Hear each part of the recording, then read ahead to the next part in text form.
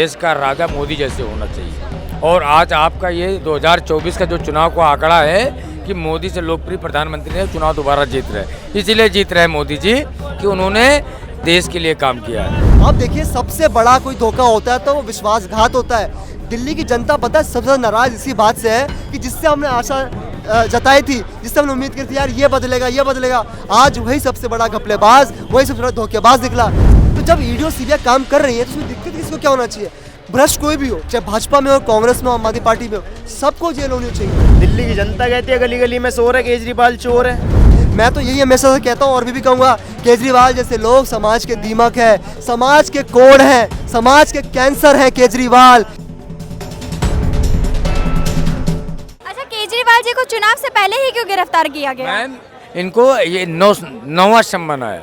हाँ, ये सुनिए, नौवां सम्मान आया इनको सितंबर से वो दिया है 2022 से, सितंबर 2022 से पहला सम्मान दिया था। ठीक है, कोई आदमी जब चोरी करता है तो वो तो अपनी सीनागिरी चोरी करेगा और फिर सीनागिरी दिखाएगा। तो केजरीवाल ने चोरी करी और सीना चोरी करी। ठीक है, जब ये पार्टी में आए थे, जब ये बैठे थे अनशन पे, इनका मुद्दा क्या था? कांग्रेस पार्टी उस समय, कांग्रेस देश में सत्ता में सबसे बड़ी भ्रष्टाचार कर रही थी। इनका यही नारा था, कांग्रेस चोर है, लालू प्रसाद यादव चोर, मुलायम सिंह यादव चोर। क्या इनको दिल्ली की जनता ने यही दिया था वोट? इन चोरों के साथ में तुम बन के चुनाव लड़ो और आप सबसे बड़े चोर हो गए। वो तो थे ही, तो चोरों के बादशाह निकल गए।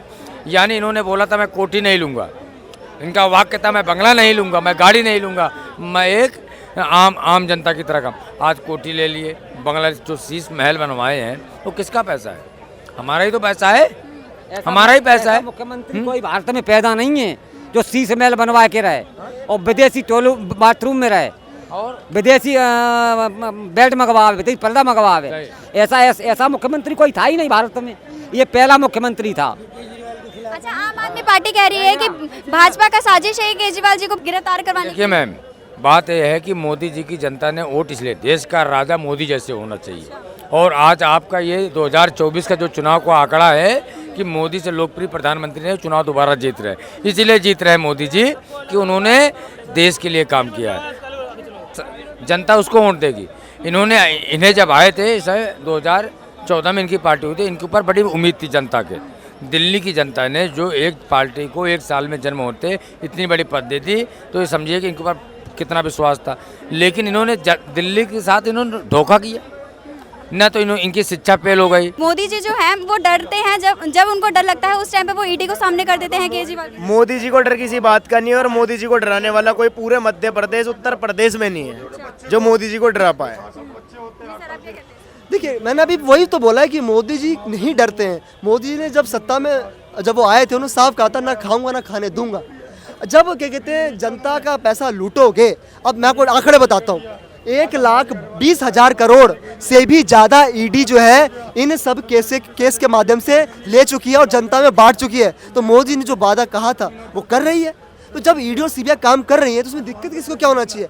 भ्रष्ट कोई भी हो, चाहे भाजपा में हो, कांग्रेस में हो, आम आदमी पार्टी में हो, सबको जेल होनी चाहिए, सब पे कार्रवाई होनी चाहिए। मैं कोई भाजपा का प्रवक्ता नहीं खड़ा हूँ यहाँ पे जो भाजपा का पक्ष लेता फिरूंगा। जो भी भ्रष्ट है सब जेल जाना चाहिए। मैं आपको एक चीज़ और बताता हूँ, देखिए, चलो मान लीजिए कि चलो भाजपा अपने में शामिल कर लिए, इनको कांग्रेस के लोग कर लिए, उनको कर ले रही है, ठीक है, और उन पर कार्रवाई जो अब नहीं चल रही है, परंतु भाजपा जो है उनका पक्ष तो नहीं लेती महोदया। आप ये देखिए, एक बड़े नेता हुआ करते थे भाजपा के और राष्ट्रीय अध्यक्ष भी बने, मुझे उनका नाम भी ध्यान नहीं आ रहा है। वो करप्शन के मामले में उनका कन्विक्शन हुआ था, उन पे करप्शन सिद्ध हुआ था और वो देखिए वो जेल गए थे और भाजपा से वो निष्कासित भी हुए थे और उन पर कार्रवाई हुई थी। तो भाजपा ऐसी पार्टी नहीं है कि उनके अगर करप्ट कोई होगा तो उसका पक्ष ले लेंगे, खुद ही वकील, खुद ही जज, खुद ही सब कुछ बन जाएगा, ऐसा नहीं है। तो आप देखिए, सबसे बड़ा कोई धोखा होता है तो वो विश्वासघात होता है। दिल्ली की जनता पता है सबसे नाराज इसी बात से है कि जिससे हमने आशा जताई थी, जिससे हमने उम्मीद की थी यार ये बदलेगा, आज वही सबसे बड़ा घपलेबाज, वही सबसे बड़ा धोखेबाज निकला। सारी गुस्सा जो है, सारा गुस्सा वो इस बात का, इसलिए मैं केजरीवाल जी से नाराज हूँ। अच्छा, आपको क्या लगता है केजरीवाल को क्या गिरफ्तार करना सही रहा?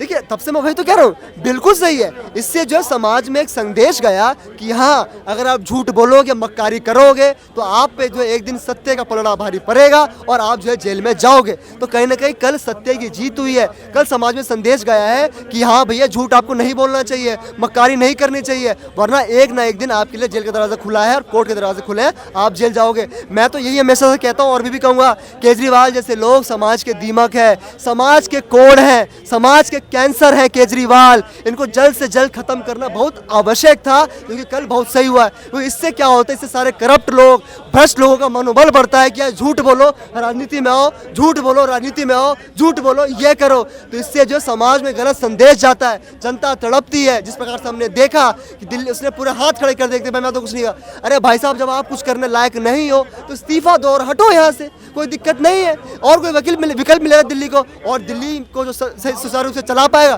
तो दिल्ली की जनता के लिए वाकई में साफ नियत से काम करेगा, वो करेगा। और आपकी बस की नहीं है तो आपको इस्तीफा देना चाहिए था, और अभी भी इस्तीफा दे दीजिए केजरीवाल, और कितने बेशर्म बनोगे।